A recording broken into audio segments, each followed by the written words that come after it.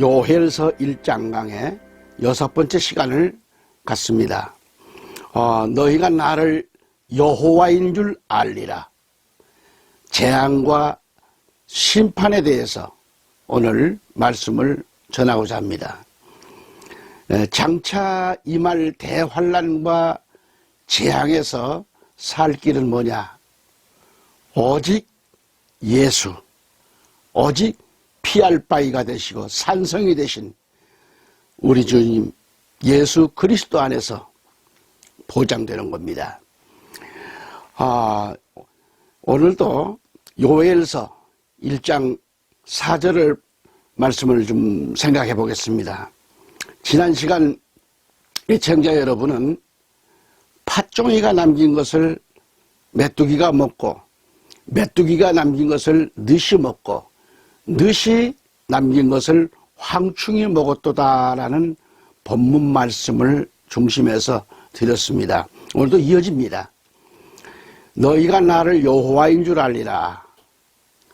재앙과 심판에 관해 말씀을 접하면서 호적 생명책에 기록되지 못한 자들은 천국에 들어가지 못하리니 너희가 나를 여호와인 줄 알리라는 말씀을 알았습니다.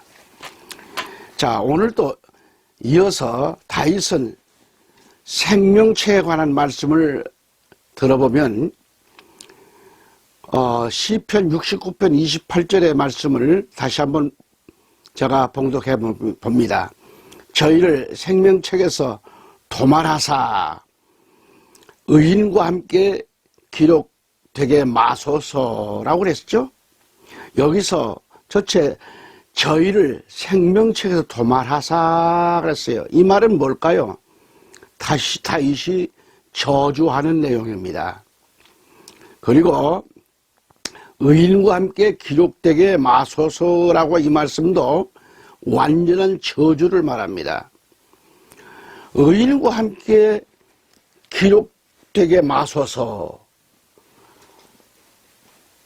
이렇게 말씀한 이 말은 우리 기독인과 함께 할 수 없다는 내용이겠죠. 여기서 저희들이란 누구인가요? 저희들이란 원수들을 두고 한 말이죠. 그렇지만 이 말은 신약에 와서는 해당되지 않는 말씀입니다. 의인과 함께 기록되지 못하게 하라는 말씀이죠. 거듭 말씀드려서 호적 초본을 만들어 주지 말라는 얘기도 됩니다. 호적이 없으면 천국의 백성이 될 수 없지요. 오직 나는 가난하고 슬프오니 하나님이여 주의 구원으로 나를 높이소서. 이 말씀도 구원과 생명책하고 연관이 있는 겁니다. 그리고 다윗은 나는 가난하고 했는데 왜 가난하다고 했는가요? 여기서 다윗은 자신이 가난하고 슬픈 자라고 했습니다.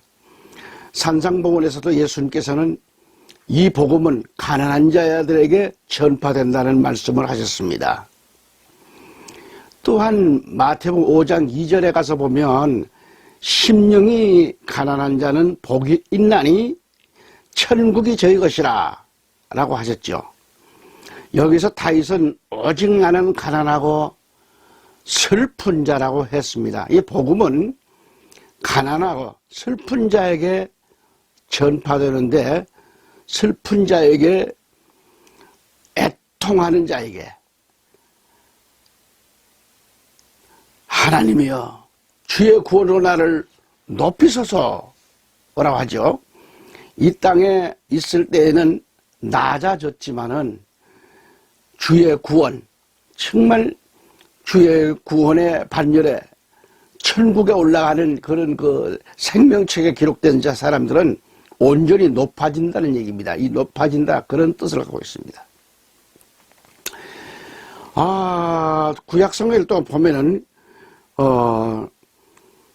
출애굽기 32장 15절에서 모세가 이 말씀을 인용했는데 모세가 이따금 이스라엘 백성들 때문에 너무도 힘들었던 것을 알 수 있습니다.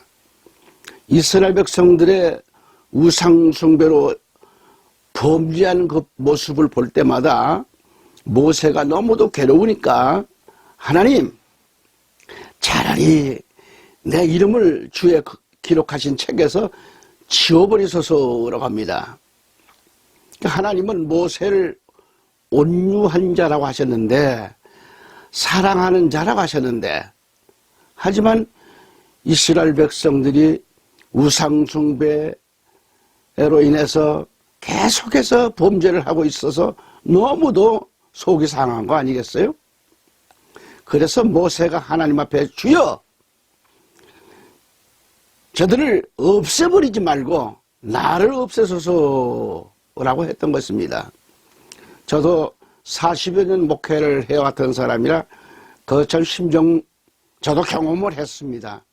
지독히도 속상하고 지독히도 참 문제가 있을 때는 주여, 내 생명 거둬 주옵소서. 이 백성들을 어떻게 해야 바로 잡을 수가 있겠나이까 하면서 기도원에서 때로는 교회 강단에 엎드려 눈물로 주님 앞에 기도했던 적이 있습니다. 이제는 뭐 은퇴를 하고 이제는 주의 강단에 어쩌다가 이제 섭니다마는 정말 이제는 이 방송을 지난날에 계속 해왔던 거기 때문에 신문사를 해왔기 때문에 지금도 신문사를 하고 있고 이 방송을 하고 있습니다만 이제는 직접 나서서 이 복음을 전할 수밖에 없다. 그런 결단을 가졌습니다. 정말 이 다윗의 심정을 좀 이해가 될 것 같아요.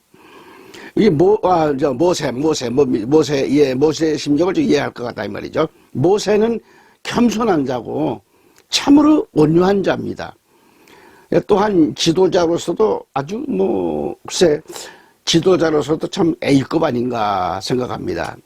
내 이름을 주의 거룩하신 책에서 지워버려서서 저들을 기억하여 달라고 간절한 마음, 그 마음 어떻겠어요?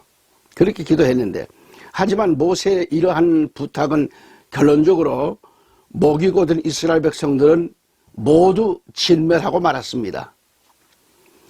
모세의 생명을 데려가는 게 아니고 백성들을 모두 진멸해버립니다. 모세를 통하여 하나님은 그때마다 분노를 참으셨지만 여기서는 달라요. 하나님은 분노를 참지 않으시고 그들을 광야로 내몰아 진멸해버립니다. 이에 대해 사도 바울은 고린도전서 10장 6절과 11절에 이렇게 가서 보면 오늘날 우리에게 거울로 개역성경에는 거울로 새 개역성경에는 번복이라 또 킹제임스에서도 번복이 이렇게 말씀이 나와 있더라고요. 이제 이 모든 일은 그들에게 번복이로 일어났으며 또 그것들은 세상의 끝날 만난 우리를 훈계하기 위해 기록되었느니라 라고 되어 있습니다. 근데 당시에 이것은 우리에게 번복이로 거울로 보여주고 있는 겁니다. 그러므로 그 거울로 번복이로 주신 말씀을 듣고도 이걸 보고도 깨닫지를 못한다면 오늘 나와 여러분도 그들과 다를 바가 뭐 있겠는가? 하나님의 분노로 또는 대심판 때 우리는 어떻게 될 건가? 망한다는 것을 알아야 되지 않겠는가? 사도 요한은 요한계시록 20장 15절에서 누구든지 그랬어요. 누구든지 생명책에 기록되지 못한 자들은 불못에 던지운다 라고 이렇게 말씀을 하고 있습니다. 불못에 던지운다. 그러니까 구약성경에는 호적에 기록되지 못한 자, 요한계시록에는 생명책에, 생명록에 기록되지 못한 자는 가나안 복지에 들어갈 수가 없다 이 말이에요. 영원한 천국을 들어갈 수가 없는 거죠. 결국 그들은 불못에 던짐을 받았다라고 말씀을 하고 있는 겁니다. 성경에 말씀한 이 생명책은 이토록 귀중하다는 것을 우리는 알아야 합니다. 그러니까 나 자신의 거취, 내가 어떻게 신앙생활을 해야 할 것인가, 이건 우리는 정말 두 손 모으고 정말 말씀을 붙잡고 묵상하시면서 자기 자신을 한번 점검해 볼 필요가 있겠죠. 자기 자신을 점검하지 못한다면 형편없는 신앙관이죠. 자만심은 갖지 마세요. 그러므로 애청자 여러분과 제가 어떤 신앙인가를 점검해 보자는 얘기입니다. 다시 점검받을 때가 성령 받을 때인데, 그리고 계속해서 충만하다는 것은 뭘 얘기할까요? 성령 받아 계속 충만해야 돼요. 충만해야 된다. 이것을 확인하는 때라 이 말이에요. 자기 자신을 점검해 보라는 건. 자신을 진리 안에서 확인하고 더 빛나게 하고 더 반짝이게 하는 삶으로 돌아가자라는 얘기죠. 어둡게 살지 말라고.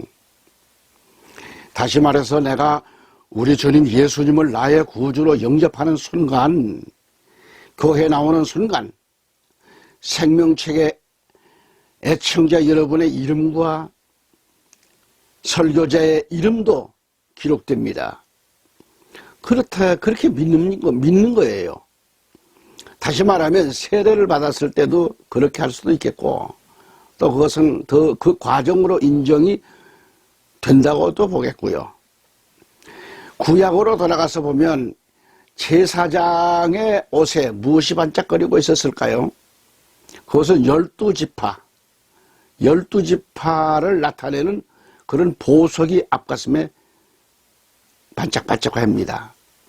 그러므로 애청자 여러분, 사랑하는 성도들이 교회에서 목사나 온 성도가, 특별히 한 성도가 신앙생활을 잘할 경우 우리의 대제사장이신 예수님의 가슴에서 그 이름이 반짝반짝이면서 빛이 난다는 사실이죠. 그러므로 속히 회개하고 속히 또 봉사도 하시고, 그리고 누구보다도 앞장서는 순종파가 좀 되시고, 순종하고 어떤 일이든지 정말 잘 따를 수 있는 복종자, 또 잘 섬기는 일을 우리 주님 다시 오시는 그날까지 기쁨으로 하자는 겁니다. 기쁨으로. 그렇게 할 때 대제사장이신 주님의 가슴에 빛이 나지 않겠어요? 그러나 반대로 어느 지파에서는 빛이 나지를 못하고 문제가 있습니다. 이는 그 지파의 지도자나 제사장이나 모두가 엉망이거나 문제가 있다고 하는 것을 알아야 되겠죠? 그 지파를 알 수 있는 건 뭘까요? 대제사장을 보면 알 수 있잖아요. 쉽게 말하면 오늘 내가 섬기는 교회에 어떤 사람 또는 목사를 보아서 알 수가 있겠죠. 이로보건대 신앙은 우리가 매일같이 그 보화를 자꾸 닦아야 되잖아요. 좋은 천을 가지고 반짝반짝 빛이 나게 닦아주는 거죠. 그거가 다름없습니다. 이미 얻은 그 보화를 닦아야 빛이 나는 거죠. 이미 얻은 신앙, 구원받은 내 신앙은 녹슬지 않도록, 타락하지 않도록 말씀과 진리 안에서 자기 자신을 점검해야겠죠. 아멘. 자, 이처럼 회개하는 것도 눈물로 닦고 봉사하고 새벽 기도하면서 또 닦아내고 말이죠. 자꾸 말이지 내 생명밭을 자꾸 때묻지 않도록 닦아야 돼요. 기도에 말씀에 닦아야 돼요. 눈물로 회개하면요 내 속에 찌드는 때를 벗겨내야 돼요. 죄악. 그래서 믿음 생활하면서 더 힘든 이유가 여기에 있는 거죠. 우리가 믿기 전에는 이것이 보화인지 금덩어리인지 잘 몰랐습니다. 영국의 과학자가 아프리카 어느 시골 마을을 지나고 있을 때, 그 아이들이 둘러앉아가지고 돌멩이를 들고 땅 따먹기를 하는, 우리나라도 그 7, 80년대 이때도 뭐 아이들이 공마당에 나가가지고서 뭐 땅 따먹기도 하고 말이죠. 공기놀이도 하고 그랬잖아요. 그렇듯이 아프리카에 가니까 또 그렇게 아이들이 돌을 들고 공기놀이도 하고 땅 따먹기 하고 그런 걸 하고 있는 겁니다. 그걸 보고서 그때 그 돌멩이가 예사로운 돌멩이가 아니었다는 거죠. 그래서 가지고 있던 빵을 주고 돌멩이를 가져와 연구를 해보니까 엄청난 보화입니다. 그걸로 귀금속을 만드는 보화였습니다. 이를 발견한 과학자는 후에 큰 부자가 됐고 이로 인해서 영국은 부강한 나라가 됐다는 얘기가 있습니다. 땅 따먹기의 도구가 되었던 그 돌멩이가 아이들의 손에 있을 때는 하나의 돌멩이에 불과했지만은 그 돌멩이가 금인지 보화인지 몰랐던 것처럼 애청자 여러분, 우리가 주님을 믿어서 구원을 얻고 믿음의 확신을 얻었을 때 비로소 귀한 보석을 발견한 것과 같이 생명책에 내 이름이 기록되었다는 것은 그토록 귀하고 그토록 빛이 난다는 사실, 중요한 겁니다. 다시 요엘서 1장 3절 말씀을 보면 너희는 이 일을 그랬어요. 너희는 이 일을. 이 말씀은 뭘까요? 이제까지 우리 예수님과 각 선지자들, 사도 바울도 이 말씀을 전했습니다. 어려운 환난, 이것을 이 일이라고 그러죠. 이 일. 이는 또한 무서운 환난과 심판에 대해서 말씀하고 있습니다. 언제? 마지막 때 이러한 일이 일어난다라고 하는 얘기입니다. 마지막 때 무서운 대심판이 일어납니다. 상상할 수 없는 엄청난 대환란이 일어납니다. 개국 이래로 없던 환란입니다. 전에도 후에도 없을 엄청난 대환란이 이 땅에 일어납니다. 반드시 이 일은 오고야 말 사건이고 사도 요한도 요한계시록 1장에서 속히 될 일이라고 말씀하고 있어요. 속히 될 일이라고 그랬어요. 그런데 오늘날 성도들은 너무 편안하게 그저 교회를 보더라도 그렇고 성도들 그 신앙생활 하는 모습들을 봐도 그렇고 이런 날이 온다는데 왜 준비를 못하고 있는지, 그냥 교회만 왔다 갔다 하면 되는 건가요? 어떤 자기의 어떤 참된 그 신앙의 색깔은 발휘하지 못하고 그냥 교회만 들락거리면 구원받았나요? 응? 마지못해 내는 헌금 내고 생색 내고 하는 그것도 구원인가요? 다니엘서 12장 4절에 다니엘아 마지막 때까지 이 말을 간수하고 이 글을 봉함하라. 많은 사람이 빨리 왕래하여 지식이 더하리라. 그렇게 말씀합니다. 제가 가지고 있는 킹제임스 성경을 보니까 그러나 너 다니엘아 마지막 때까지 그 말씀을 닫고 그 책을 봉하라. 그때는 많은 사람이 이리저리 달릴 것이요 지식이 증가하리라 하더라 그랬습니다. 이 말씀을 볼 때 지금은 지식이 지금 더할 때죠. 지금은 지식이 없으면 살 수가 없는 시대입니다. 정보화 시대를 살아가는 지금, 초고속 정보화 시대에 살고 있는 지금, 사람들이 이리저리 달리는 때고 지식이 증가하는 때요. 이때를 가리켜서 바울은 이렇게 말하고 있습니다. 베드로전서 4장 7절에 만물의 마지막 때, 그래. 만물의 마지막에 가까웠다. 만물의 마지막에 가까웠으니 그러므로 너희는 정신을 차리고 근신하여 기도하라 그랬습니다. 이제 우리는 초고속 정보화 시대를 살아가기 위해서 얼마나 많은 사람들이 분주하게 뛰는지 모릅니다. 미국도 4시간이면 갈 수 있는 시대에 살고 있습니다. 그런데 소위 기독인인 우리가 이 시대에 뒤떨어진 삶을 살아가고 있다고 하면 어떻게 되겠는가? 자신에게 물음표시를 한번 달아보세요. 어떻게 되겠는가? 나는 이런 일이 온다면 나는 어떻게 할 것인가? 제가 어렸을 때에 옛날 50년대 얘기입니다. 유교가 나고서 얼마 안 됐죠. 어디서 좀 토끼를 한 쌍 선물 받았어요. 그리고 닭을 병아리를 한 몇 마리 이렇게 해가지고 이렇게 저희 그 앞마당에다가 이렇게 뭐죠 그 뭐 이렇게 바구니를 엎어놓고 병아리를 그 안에 가둬놓고 닭이 좀 병아리가 커갈수록 좀 이렇게 큰 바구니를 엎어놓고 나중에는 이제 닭장도 만들고 토끼장도 만들고 이렇게 해서 길러본 적이 있었습니다. 그런데 지금 옛날에는 거의가 닭은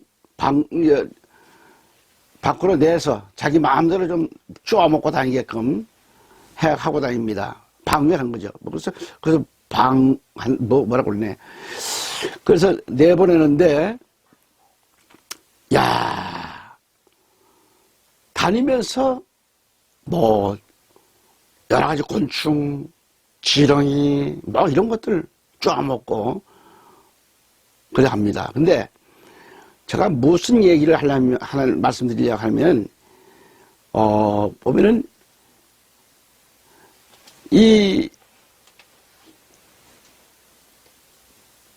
무슨 얘기를 말씀드리냐 하면은, 닭이 알을 낳을 시간이 오잖아요. 그러면 그 알을 품고 어디 가서 지금 낳아야 되겠는데, 자리가 없을 때는 막 허둥지고 뛰어다녀요. 알을 낳을 자리를 찾기 위해서. 제가 그 말씀 드리려고 그러는 거죠. 때가 옵니다. 우리는 준비해야 돼요. 지금은 지금 만물의 마지막이 가까워진 때이기에 신앙생활에 있어서 정신이 깨어 있어야 됩니다. 믿음이 잠들어 있다고 하면 안 되잖아요. 예배 시간에 이렇게 졸고 있다라든지, 저는 그 가만큼 보면 제가 좀 부족해서 그런지 조는 분들을 어쩌다 한두 번씩 봐요. 근데 그 조는 분들에게 신경 쓰면 설교가 안 나오려고 그러죠. 힘들어져죠. 조는 분들은 신경을 안 쓰고 마음속으로 주여 우리 졸고 있는 저분의 눈을 열어 주옵소서 마음으로 설교하면서 기도하면서 설교할 때가 있었습니다. 네. 아, 저분 좀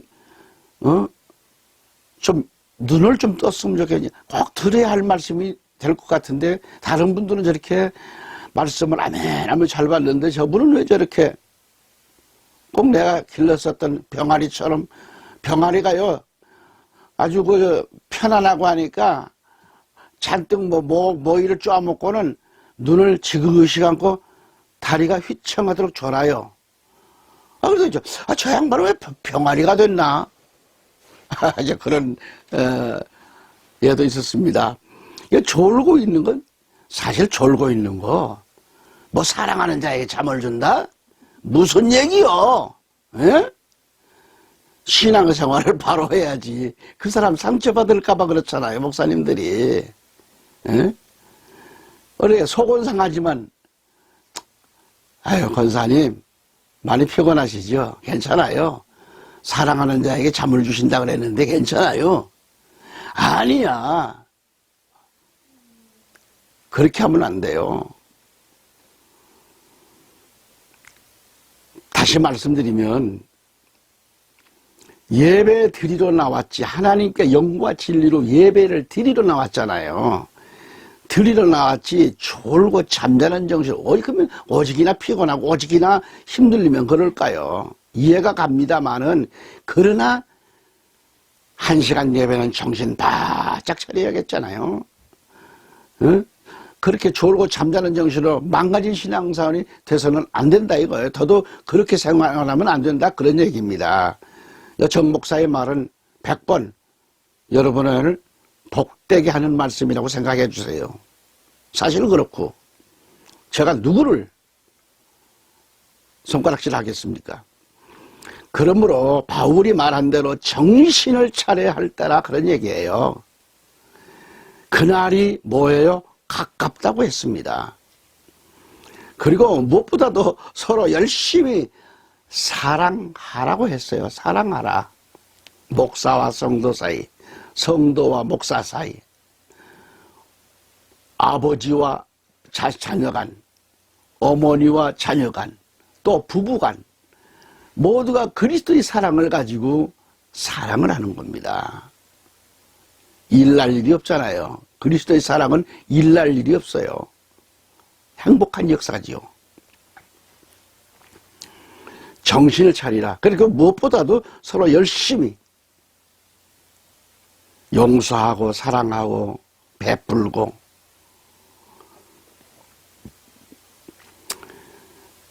왜 사랑을 요구하셨을까?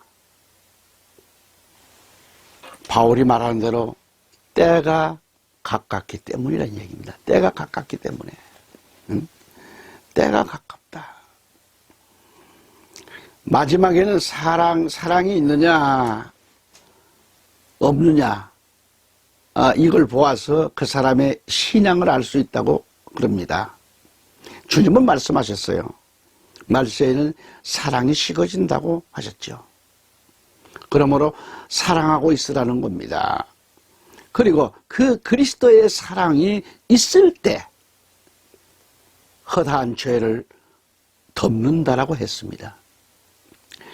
우리가 아직도 참 내가 남을 바라보는 그 시선에서 남의 허물이 자꾸 보이고 상대방의 단점이 자꾸 보이고, 그래서 간섭하게 되고, 그리고 그걸 죄로 여기고, 이것은 곧 자기 자신의 눈에 그와 같은 안경을 끼고 있다는 것을 증거할 일이겠죠.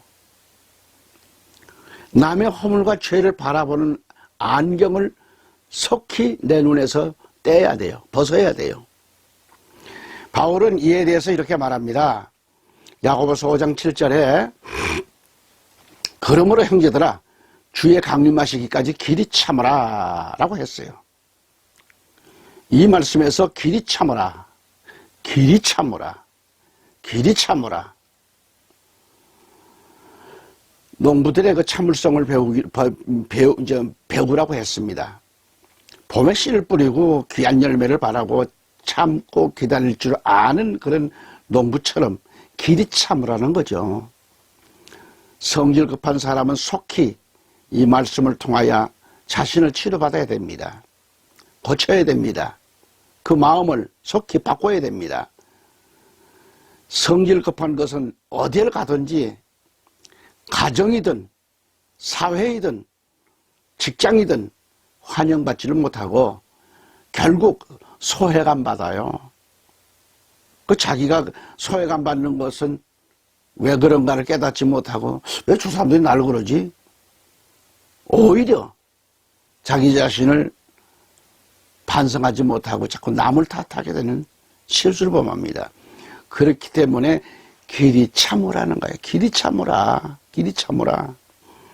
바울은 다시 말합니다. 야고보서 5장 8절에 너희도 길이 참고 마음을 굳게 하라 해서 마음을 굳게 하라. 주의 강림이 가까우니라 그렇게 하셨고 이어서 야고보서 5장 9절에 가보면 형제들아 서로 원망하지 말라. 그리하여야 심판을 면하리라. 어허? 서로 원망하지 말라? 그래야 심판 면한다. 여러분 그러면서 뭐라 그래요? 보라 심판자가 문 밖에 서 계시니라. 주여. 여기서 바울은 형제들아 서로 원망하지 말라고 강조하고 있는 겁니다. 남의 자신을 좀 몰라준다고 할지라도 섭섭한다라든지 원망한다라든지 할지 그러지 말라는 거예요. 한 가정으로 돌아가서 말한다면 남편이 돈을 많이 벌었으면 좋겠는데 하루 3끼를 먹어야 하는데 돈을 벌어오지를 못한 남편인지라 2끼는 밀가루 죽과 라면으로 좀 끼니를 이어갑니다. 그리고 한 끼는 밥을 먹고 살지라도 오히려 이렇게 살지라도 오히려 그 남편을 사랑해주고 위로해주고 살지언정 원망하지 말라 그런 얘기예요. 우리는 남을 바라보는 눈을 이제부터는 예수님의 복음의 안경, 예수님이 나를 무한히 사랑해 주신 그 사랑의 안경으로 갈아 끼워야 돼요. 안경을 갈아 끼우라는 겁니다. 신구약의 안경을 끼고 세상을 바라보시면 세상이 온통 천국으로 보일 겁니다. 저는 못된 성길 이거 다 버리려고 옛날에 우리 이천성 목사님 살아계신 하늘산 기도원 또는 오산의 순복음 기도원 지금은 최사실 그 기도원이죠. 국제 금식 기도원이죠.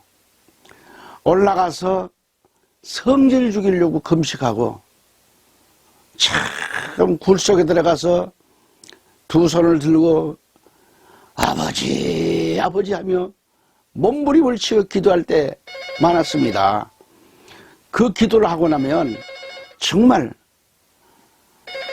마음이 아픕니다. 자, 우리는 남을 바라보는 눈을 이제부터는 정말 예수님의 사랑의 안경을 끼워야 됩니다. 끼고 세상을 보면 세상이 온통 천국으로 보일 거다 이 말이죠.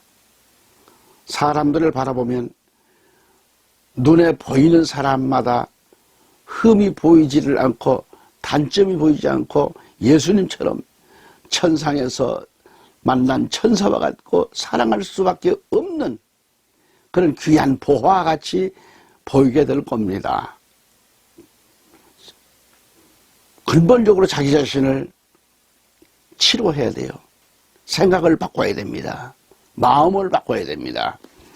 서로 원망 없이 살아야 한다는 것입니다. 그러니까 주님의 말씀에서 서로 원망하지 말라는 거예요. 때가 가깝다라고 말씀하고 있습니다. 오늘도 이 방송을 끝까지 애청해 주신 여러분 정말 감사드립니다. 할렐루야. 전국에서 해외에서 또는 이 방송을 구독해 주시고 애청해 주신 성도 여러분, 올해 교민 여러분, 또한 전 세계에 나가서 생명을 내놓고 복음을 외치는 우리 선교사 여러분, 진심으로 감사를 드립니다. 또 한 가지, 우리 금년에 지금 전 세계적으로 역병을 통해서 고통당하는 많은 사람들, 특별히 우리 대한민국 대구 시민들과 경북 그리고 서울, 경기도 전국 일대에 많은 불안감을 갖고 있을 겁니다. 성도님들 힘내십시오. 이 말씀을 듣고 힘을 내시고 기도하시면 코로나 다 물러갑니다. 주의 이름으로 승리하시길 바랍니다. 아멘.